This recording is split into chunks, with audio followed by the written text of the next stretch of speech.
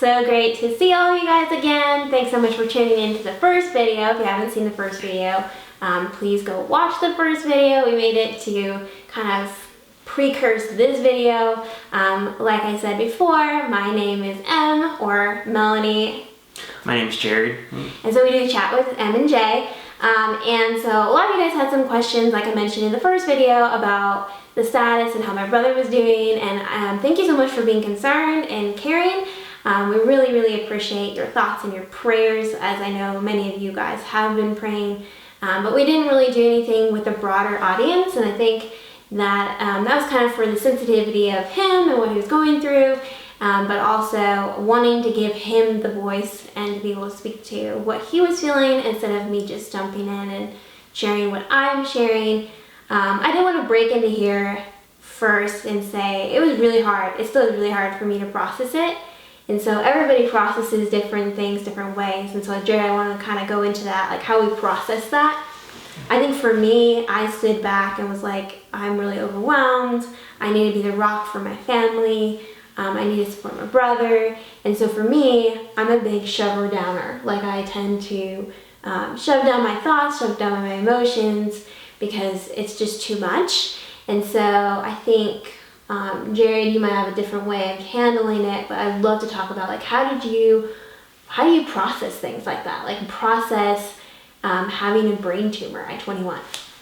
I mean, how does one process when you get news like that? I think it's hard to process, and sometimes I think that's not the thing we need to really focus about.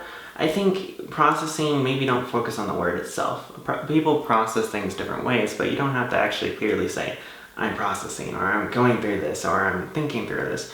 It might be that, but that's when you look at it in a farther sense. I feel like when you're in the moment, just be with the Lord, honestly. Like Job, when he was going through the problems in his life, he didn't immediately say, I'm processing, but he went through those motions. He immediately recognized that this was not the Lord. The Lord obviously let it happen, but Satan puts things in our lives to tempt us and destroy us, not God.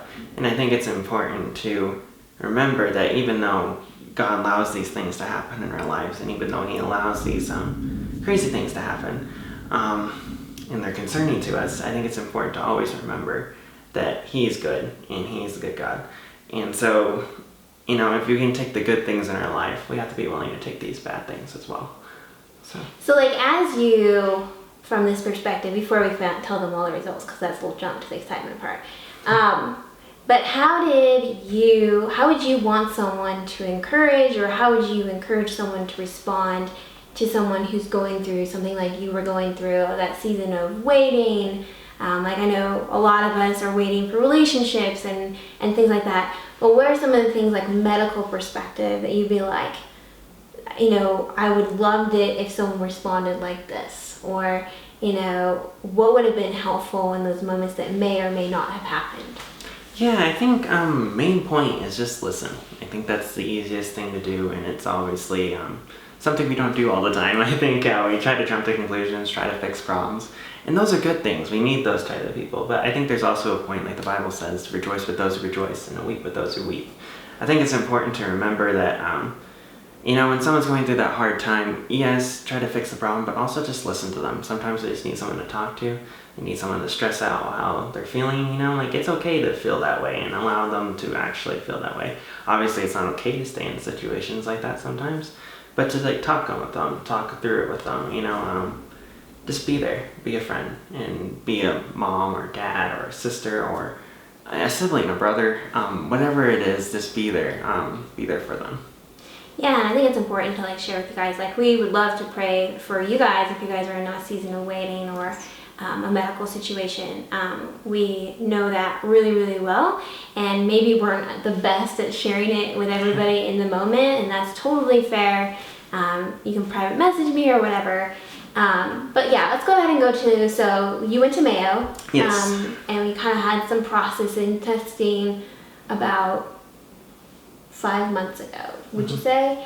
And then we recently, and that was just kind of to gain some perspective on the tumor and what it was. And I think there was a lot of I want to go into this. Like there was like a time where when we went there and there was like there's 2, and then the next day there was 1. We just talked through that process, like when you went to Mayo the first time. Yeah, so basically, when I went there, I thought I was going for the pineal gland. Obviously, we packed up, and the one doctor here was saying, you need to get that out of your head. So, or obliterate it, however you're going to get that out. Either way, we needed to get it out and get it out quick. So, we went to Mayo Clinic, because obviously everyone says they're the best at what they do. So, we went to Mayo Clinic, and yeah, so the first day, if I remember correctly, it might be a little foggy, but it's kind of a whirlwind when you're down there. But they basically said that you could have a chance of having something in your pituitary gland, which is another thing inside my head. Easy to say. So basically when I was down there, when that happened and when they said that you have another one in your pituitary, another tumor, it was a little bit concerning at first. I mean, obviously you thought you were going for one thing, and then when it turns into 2 things, it feels like when it rains, it pours sometimes, like it just one after another, and it was concerning. I think I had to sleep on that too. I'm not sure per se, but I think I did have to sleep on that, and it was a really hard night. It was really rough. I did not sleep at all, practically. I got to sleep probably around 4 o'clock or 3 o'clock sometime, really late. But I talked to my mom actually during that night, and didn't want to wake anybody else up, but I just talked it through, and it helped a lot. Going back to your other point, just having someone to communicate with is very important. Obviously, when you have bad news like that, it's very important just to get it out, because if it sits inside, I feel like sometimes it festers and just grows, just like a tumor, I guess you could say. It just has that trouble, and I think it's important just to talk it through. And yeah, so it was very concerning when I found out I had maybe 2, not just 1. So yeah, and we could totally do a video about like Mayo, what the process is. I think Jared probably would have like a lot of insights in that. If that's someone, I know that for me, you like have these images in your mind about Mayo, and there's like a weightiness to it. Like you only go to Mayo when it's really, really bad. So I think it would be awesome. Maybe we could talk about that another time, like the process and how you go and what happens and how quick it is and all that kind of stuff.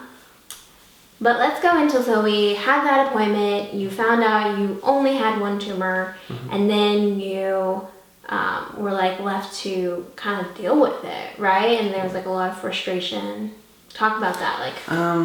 I think the waiting time, like I was saying before, the waiting time here was really rough, and even though the other one felt like a whirlwind, it wasn't that long, it was spanned. I mean, it was long, but I felt like it was kind of quick. You go through the doctors, you see doctor, and they were really, really good doctors. They're always trying to help. But then when you get told to wait, that's again, it wasn't even just like the first time. Yeah. This is additional. Yeah, second. Yeah. I felt like it was kind of hard. I mean, obviously when you have something inside your head and you have something inside your head, it's hard just to have the answer of wait. And like the one doctor said, you just gotta hurry up and wait.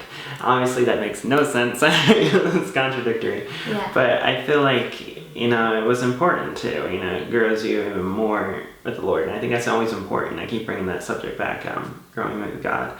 And I feel like it's important not to let an experience like this go to waste. I think if you're having these mountains in your life and you're having these, I guess, tumors in your life and different things in your life, it's important to remember that you honor God with this, but also it's important to remember that you can grow from this. You can go stronger. I think it helped that I've been through other things in my life, and I did grow from these experiences to where I had that kind of mindset of what can I learn from this? What can I gain from this?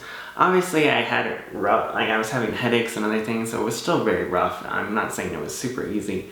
And if you're going through something, it's probably really rough too. So I'm not trying to downplay how rough it can be to just say, wait. But it's also important to just, if you do get that answer, if you do get wait, to remember to use it for something good. Yeah, let's talk through the symptoms. So like, what were the symptoms that you had after that first? So you had to wait, you found out, then you had to wait, and you went to Mayo the first time, and then you had to wait. What were some of the symptoms that you had that people could maybe like want to know or were curious? Like what caused you to what effects and symptoms were you having? Symptoms. I was having a lot of headaches. I think the headaches are probably the worst part. And a lot of other things. I want to say shivers, tremors, whatever you want to call it, I was shaking. My body was shaking, and it still is a little bit, somewhat. And then my vision obviously was double.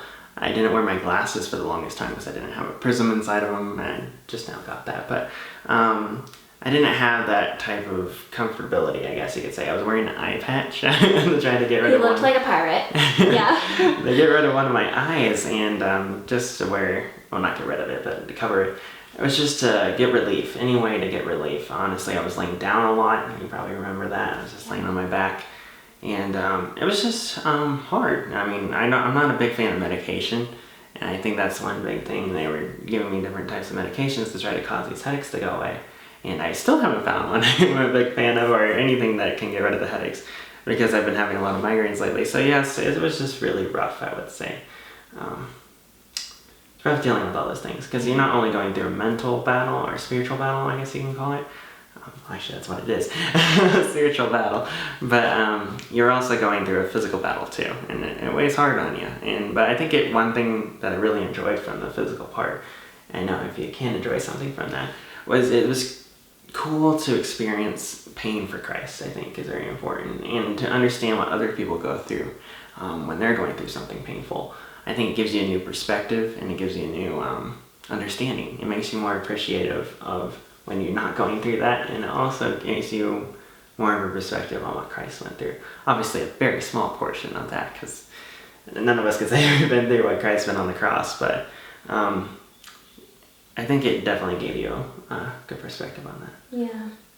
And I think too, for me, it was hard to watch him like be on his back and like barely be able to stand up for like an hour, and you know, he'd start eating and he'd put his head down, and you just like, is he gonna be okay? And you know he's got a brain tumor, but you don't know if that's growing because of the symptoms that just kept mounting. It felt like it got worse and worse as time went on, and I just think it was important, like, I don't even think I told you, but I think it was like hard for me even to be around him, like, if I'm honest, and to watch the brother who I really, really care about struggle with pain and headaches and double vision and nausea and like all those things. And I think it's okay to say like that is part of it. Like, you really have to, like, as someone who's watching from the outside, like, it's okay to feel that.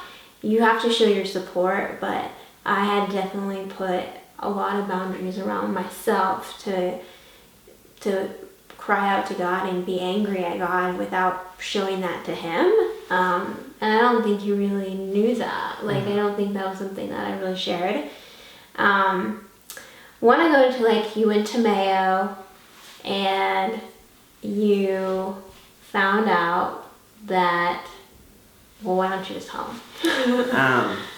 So I went to Mayo The second time. The second time. Yes. So I got the prisms actually before I went. Prism actually in one of my classes, and that started to help a little bit. But I was still experiencing the headaches and still experiencing the symptoms, and so we were going back down a second time. And we already visited a lot of doctors, and when they were starting to say, well, maybe it's not the tumor, and we think it's not the tumor, and there's a high possibility, but there's a lot of contradicting ideas, obviously, and we never really patted it down or narrowed it down. So when we went back to Mayo, that was the goal, is to figure out, is it the tumor or is it not, and then what are the steps if it's not, what do we need to do next? So we ended up going back down to Mayo, and this in summer, actually. It was really hot in Arizona, by the way. It was like a couple weeks ago. Yeah. Yeah. Yeah, it was. So it was pretty fresh. It's still a little bit of a whirlwind because we were going through 3 appointments with the MRI in the morning at like 7 o'clock. It was crazy. Actually, 6 o'clock, I think is when we had. So it was really early, honestly. And obviously, he didn't sleep very well the night before because he didn't know if it grew, or did the tumor grow, did it not, and that was going to determine a lot of things. We already kind of ruled out cancer, but that could have been something that came up too. So it was very tense during the night before, and but I had peace going through it. It was kind of weird. God gave me peace. I was praying a lot. People were praying for me. I think that actually helped out a lot. Well, it did, obviously. So thank you for everyone that was praying. Thank you very much. But yeah, so basically we got the MRI done. I didn't get the news on the MRI report right away. Had to wait for my first appointment, which was way later in the day. So obviously you're going around, you expected to get some news and you didn't get news. So it's really rough to try to do that. More waiting, like I said. Lots of waiting. I've gotten maybe better at that. Or maybe Patience. worse. One or the other. Yeah. So, yeah, I ended up going to the next doctor appointment and she said, I don't think it's the tumor. The tumor didn't grow on the MRI report, and that was a great relief. But then it's also a great concern too, because now you're figuring, okay, what next? What's this problem? What's the next problem I'm going to have? And the prisms were the next step. So I've been wearing the prism, and it's been helping a lot actually with a lot of the symptoms I've been having.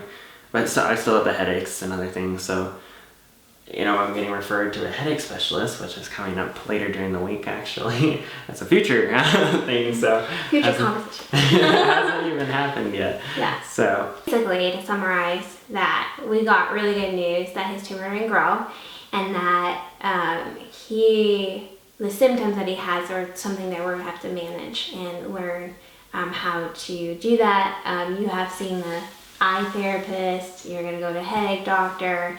So we're so far from finding a solution completely to the problem. But great news for knowing that the tumor didn't grow, which is something that with the symptoms we thought was part of that. So yeah, we will keep videos coming. We're gonna start putting videos up probably once a week. And we're really excited. We just, every time we've talked about, do we want to do a vlog or a podcast? We just chose podcast. It's a little bit easier. It's a little less intrusive into our lives. But you will see my office. This is my office. You'll see it in future episodes to come. But we're going to introduce ourselves and kind of give you more about us. And even for people who know us may not know these things. And so we're really excited to start this journey and to kind of do this as a brother-sister team. So anything else you want to say with the brain tumor or kind of in closing? Honestly, if you're going through an experience and if you're going through something like that, or if you're a family member to somebody that's going through that, please reach out. If you want to reach out to us or reach out to anybody that can help you with that, dealing with those emotions, it's great to have a support.